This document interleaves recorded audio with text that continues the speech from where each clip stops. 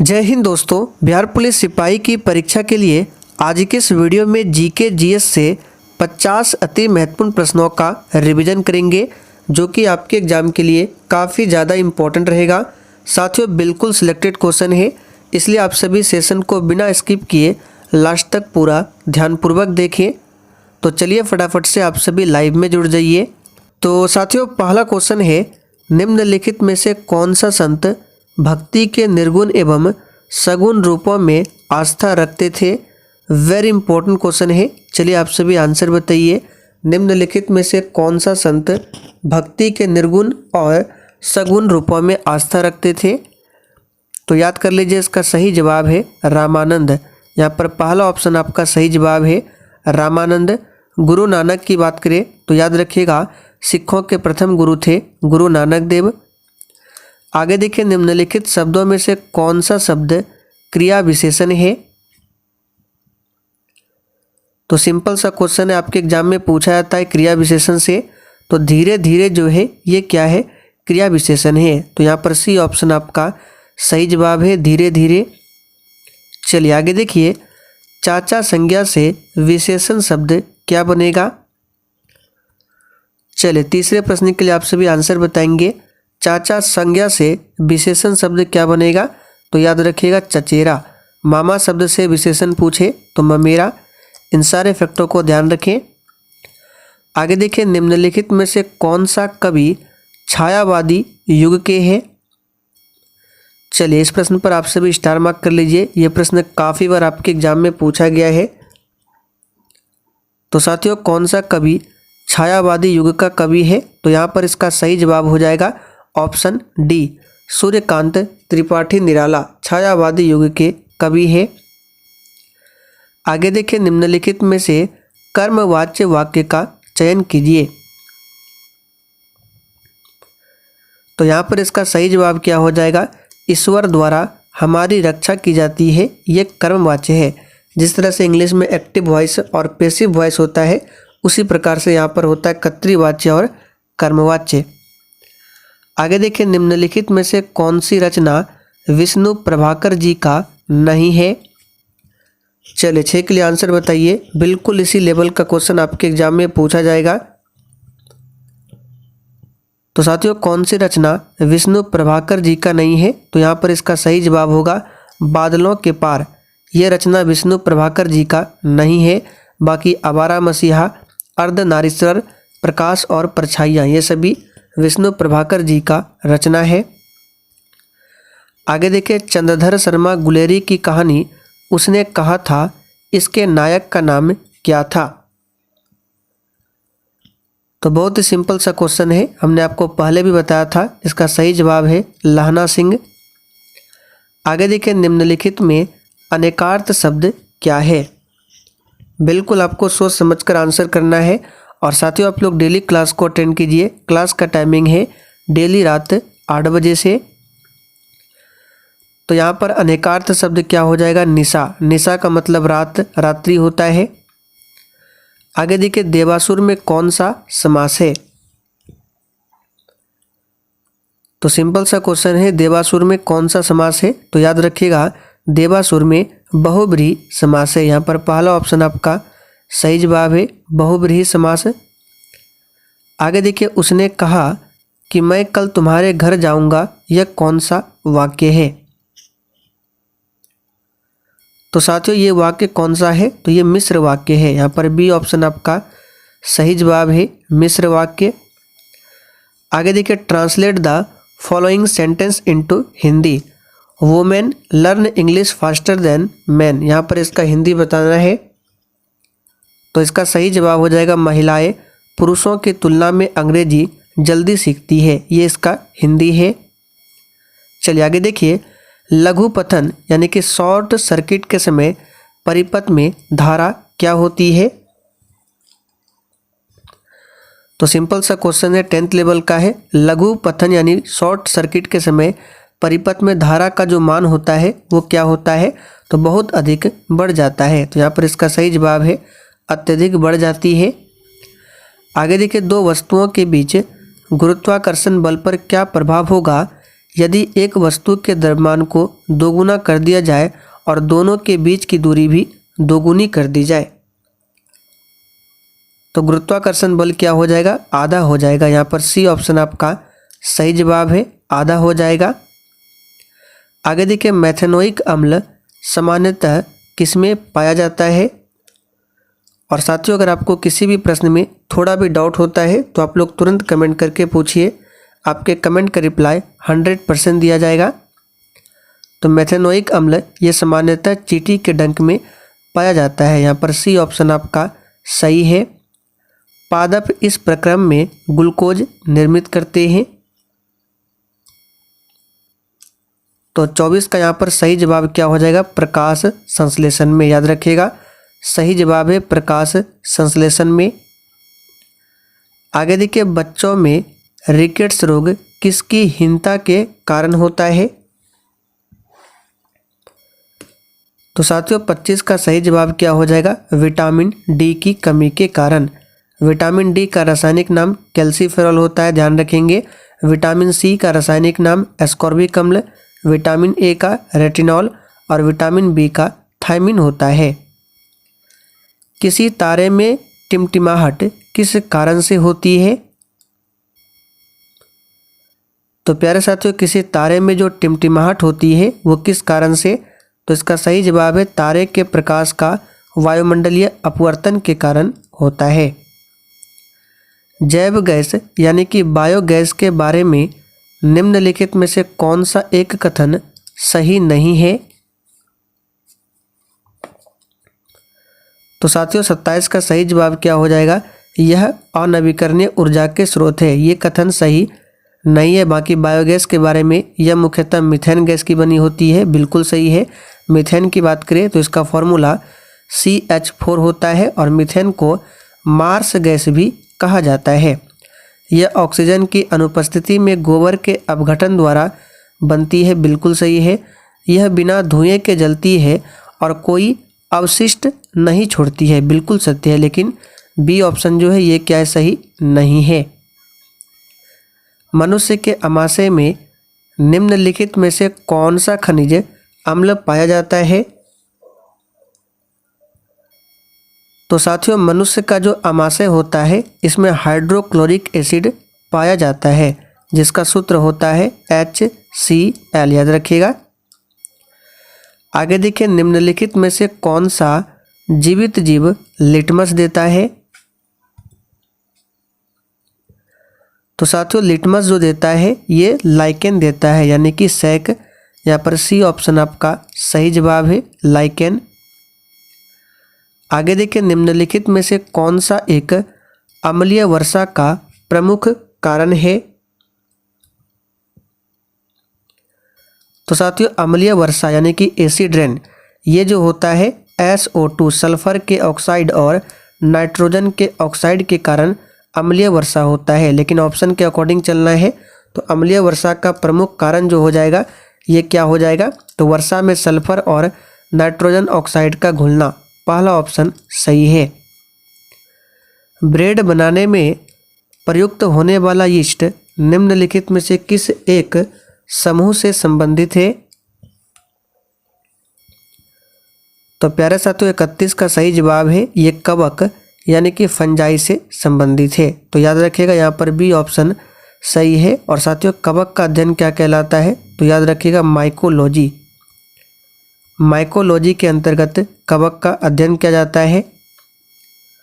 जब अधातुओं को जल में घोला जाता है तब निम्नलिखित में कौन सा एक कथन सही है। तो साथियों, जब अधातुओं को जल में घोला जाता है तो याद रखिएगा वे अम्लीय ऑक्साइड बनाते हैं। मान लीजिए किसी दुर्घटना के कारण किसी व्यक्ति के मुख और ग्रास नली का कोमल स्तर क्षतिग्रस्त हो जाता है, तो इस मामले में निम्नलिखित में से कौन सा ऊतक प्रभावित होगा। तो साथियों, इसमें प्रभावित होगा कौन सा ऊतक, तो सल्फी उपकला ऊतक। आगे देखिए, एक सामान्य वयस्क मानव शरीर में लगभग कितना मैग्नीशियम होता है। तो ये लगभग होता है 25 ग्राम के आसपास। पहला ऑप्शन यहाँ पर सही है। सबसे बड़ी मानव कोशिका कौन सी है? तो साथियों सबसे बड़ी मानव कोशिका जो है ये डिम्ब कोशिका है। यहाँ पर डी ऑप्शन आपका सही जवाब है। सबसे बड़ा अंग पूछे तो ये त्वचा है, याद रखिएगा। सबसे बड़ी ग्रंथि पूछे तो लीवर है, जिसको यकृत भी कहा जाता है। सौरोलॉजी खाली स्थान का अध्ययन है। तो साथियों सौरोलॉजी जो है ये किसका अध्ययन है? तो याद रखिएगा छिपकली का अध्ययन है सौरोलॉजी। सर्वप्रथम भारतीय राष्ट्रीय कांग्रेस के संबंध में यह किसने कहा था? यह केवल एक सूक्ष्म अल्पसंख्यक वर्ग का प्रतिनिधित्व करती है। तो ये कहा था किसने? तो लॉर्ड डफरिन ने। और आपको याद होगा इसी के समय में 28 दिसंबर 1885 को भारतीय राष्ट्रीय कांग्रेस की स्थापना होती है। निम्नलिखित विदेशी यात्रियों पर विचार करें और उनको काल क्रमानुसार व्यवस्थित कीजिए। तो यहाँ पे सबसे पहले बताना है कौन आया था। तो सबसे पहले यहाँ पर हो जाएगा फाइयान, तीसरा हो जाएगा उसके बाद ह्वेनसांग, फिर इत्सिंग और लास्ट में अलबरूनी। तो यहाँ पे हो जाएगा आपका 3 4 1 2, जो कि बी ऑप्शन में दिया गया है 3 4 1 2। निम्नलिखित में से कौन सा भारत के संविधान का भाग सही सुमेलित नहीं है? तो देखिए साथियों भाग 2 में नागरिकता है, जो कि ब्रिटेन से लिया गया है, बिल्कुल सही है। भाग 4 में राजनीति के निर्देशक सिद्धांत है, जो कि आयरलैंड से लिया गया है, ये भी सही है। भाग 5 में मौलिक कर्तव्य गलत है। मौलिक कर्तव्य किस में है? तो भाग 4 में है। और अनुच्छेद 51 ए में मौलिक कर्तव्य है, जिसे रूस देश के संविधान से लिया गया है। और वर्तमान में टोटल 11 मौलिक कर्तव्य है। बाकी भाग 3 मौलिक अधिकार, जिसे अमेरिका से लिया गया है, ये सभी सही है। तो तीसरा ऑप्शन ही आपका सुमेलित नहीं है। प्राचीन नालंदा विश्वविद्यालय का संस्थापक कौन था? तो देखिए साथियों प्राचीन नालंदा विश्वविद्यालय का संस्थापक सिंपल सा क्वेश्चन है, कुमार गुप्त था, याद रखिएगा। और विक्रमशिला विश्वविद्यालय के संस्थापक कौन था? तो आप लोग कमेंट करके बताइए। और यहाँ से क्वेश्चन बनता है कि नालंदा विश्वविद्यालय को ध्वस्त किसने किया था? तो बख्तियार खिलजी ने। समुद्रगुप्त को भारत का नेपोलियन कहा जाता है। जैन धर्म के अंतिम तीर्थंकर महावीर स्वामी की मृत्यु कहाँ पर हुई थी? तो साथियों महावीर स्वामी की मृत्यु पावापुरी में होती है। यहाँ पर डी ऑप्शन आपका सही जवाब है। सारनाथ में भगवान बुद्ध ने सबसे अधिक उपदेश दिया था, याद रखिएगा, पूछा जाता है। सारनाथ में श्रावस्ती में सबसे अधिक उपदेश दिया था और सारनाथ में भगवान बुद्ध ने पहला उपदेश दिया था। शिवाजी को किसने कैद कर लिया था? तो सिंपल सा क्वेश्चन है, औरंगजेब ने, जिसे जिंदा पीर भी कहा जाता है। पंडित रविशंकर का संबंध निम्नलिखित में से किस वाद्य वादन से रहा है? तो इसका सही जवाब है सितार वादन से। रज्मनामा फारसी में किसका अनुवाद था? तो रज्मनामा फारसी में अनुवाद किया गया था किसका? तो महाभारत का, याद रखिएगा।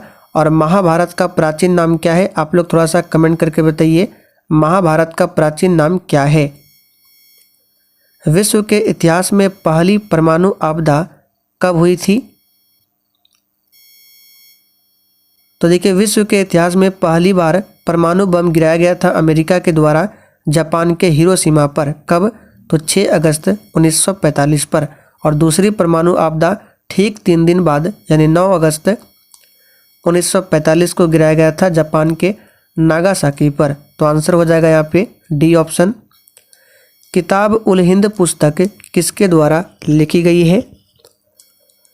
तो देखिए बिल्कुल राइट आंसर है जय संहिता। ध्यान रखेंगे महाभारत का पुराना नाम क्या है? तो जय संहिता। 46 का आंसर क्या हो जाएगा? किताब उल हिंद पुस्तक किसके द्वारा लिखी गई है? तो याद रखिएगा अल बरूनी के द्वारा। मेहमाना के नाम से किसे जाना जाता था? तो महामना के नाम से जाना जाता था मदन मोहन मालवीय को। और साथियों मदन मोहन मालवीय ने ही BHU की स्थापना किया था, यानी बनारस हिंदू यूनिवर्सिटी की। यूके का राष्ट्रीय पुष्प क्या है? तो सिंपल सा क्वेश्चन है, गुलाब है। भारतीय संविधान के अनुसार दल बदल के आधार पर निर्भरता का उल्लेख किसमें मिलता है? तो देखिए, दल बदल इसका उल्लेख किसमें है? तो संविधान के 10वीं अनुसूची में किया गया है, और 10वीं अनुसूची को संविधान में 52वां संविधान संशोधन 1985 के तहत जोड़ा गया था, याद रखिएगा। 9वीं अनुसूची को 1951 में जोड़ा गया था, ध्यान रखेंगे। 1816 में सुगौली की संधि, यहाँ से आपको डेट भी याद रखना है, पूछा जाता है कि सुगौली की संधि कब होती है, तो 1816 में। तो इस संधि में किसके किसके बीच हस्ताक्षरित हुआ था? तो एक तरफ अंग्रेज और दूसरी तरफ कौन था? तो हमने आपको पहले भी बताया है, दूसरी तरफ गोरखा। हीराकुंड बांध किस नदी पर निर्मित है? तो साथियों, हीराकुंड बांध की बात करें, ये उड़ीसा में महानदी पर है, याद रखिएगा। ए ऑप्शन आपका सही जवाब है। सत्यार्थ प्रकाश किसने लिखी है? चलिए 52 के लिए आंसर कीजिए फटाफट से। और साथियों, जिन्होंने अभी तक सेशन को लाइक नहीं किया है, फटाफट से आप सभी सेशन को साथ में लाइक करते चलें।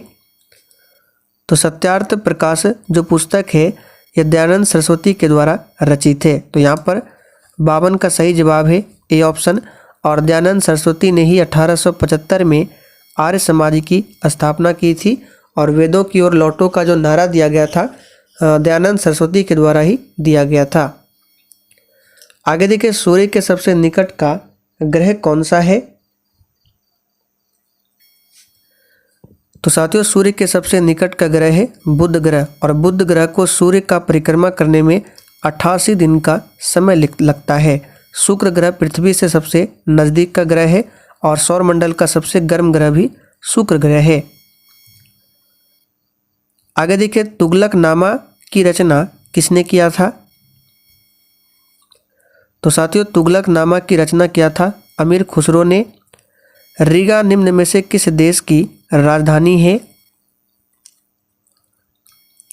तो साथियों, रीगा जो है, याद रखिएगा, ये लातविया की राजधानी है।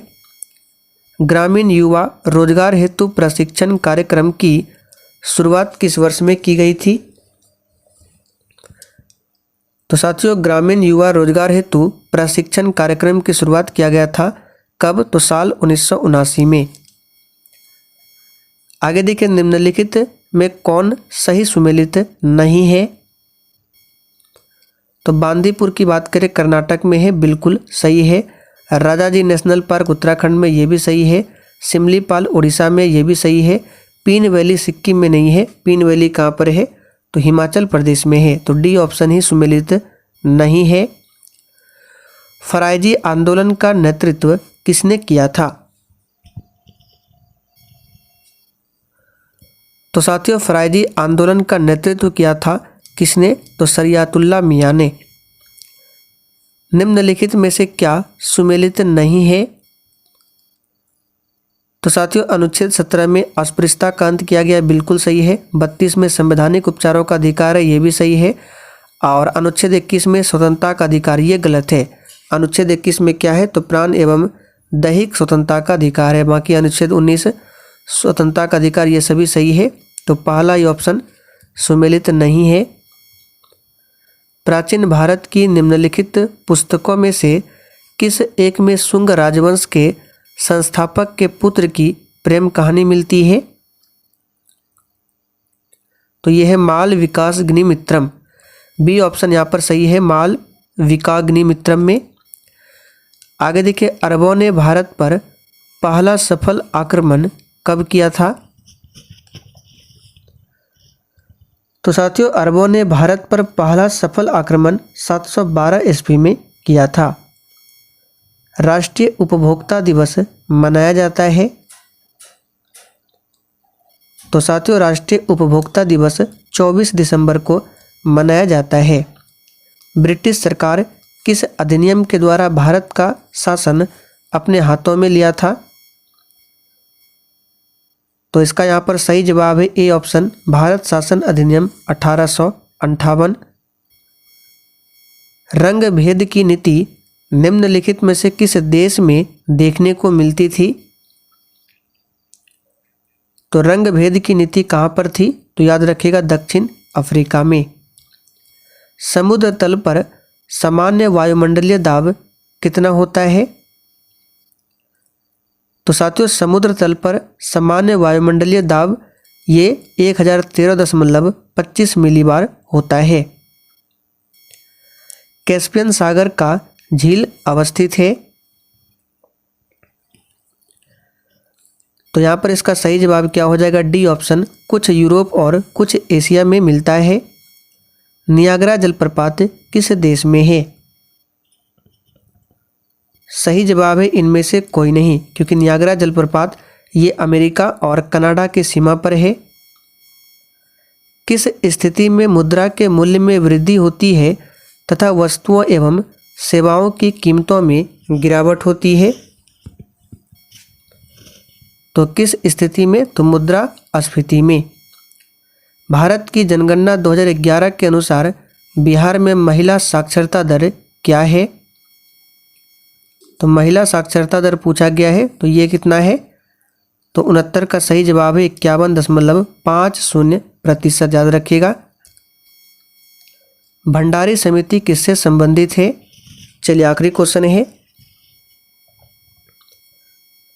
तो साथियों भंडारी समिति की बात करें तो ये किससे संबंधित हो जाएगा? तो क्षेत्रीय ग्रामीण बैंकों की पुनर्संरचना से। यहाँ पर डी ऑप्शन आपका सही जवाब है। तो चलिए साथियों आज के लिए इतना ही। सेशन पसंद आया हो तो जाने से पहले आप सभी सेशन को लाइक एंड शेयर जरूर करें। और साथ में 70 क्वेश्चन में आप लोगों ने 70 नहीं है 60 क्वेश्चन ही है। 60 क्वेश्चन में आप लोगों ने कितने क्वेश्चन सही से आंसर किए हैं? यहाँ पे सिर्फ नंबर 70 है। हमने 20 के बाद डायरेक्ट हम लोग 31 से कवर कर रहे थे, शायद आप लोग देख लीजिएगा।